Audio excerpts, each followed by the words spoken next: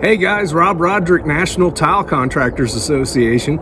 You're probably asking yourself, why is he filming outside of a window, especially in December? Doesn't make good sense. Well, that's what our TileTV episode is about today. Okay guys, today's conversation is about wood in wet areas, particularly wood windows. And so just to kind of give you guys an idea of the effects of wood and water, I've got these dowel rods here, and I got behind me a cup of water in the solo cup, so I'm just going to drop one in there, and we're going to see what's going to happen while we're doing this talk. But you know, inevitably you'll show up on a job sometimes and they'll have a wood window in a wet area like a shower, and they want you to go ahead and tile that. Well, we always teach from the Tile Council of North America, and we always also teach from the American National Standards Institute. Well, they don't even recognize the placement of windows in a wet environment.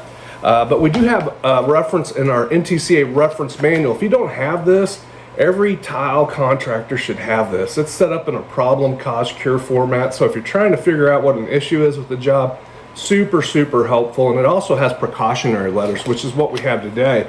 It's on page 188. It's a precautionary letter about wet areas and having wood windows. And it basically says, you know, the TCA and ANSI, they don't even recognize windows in any wet environment, and that they should be avoided. We shouldn't have windows in locations that are going to be wet.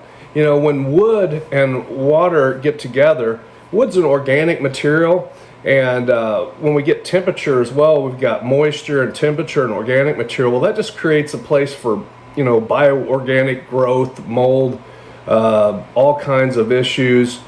We don't want that. We don't want water and wood to get together. And some people think, hey, you know, if I prime it and I paint it, that's going to protect it. And eventually, though, inevitably that water is going to get around there.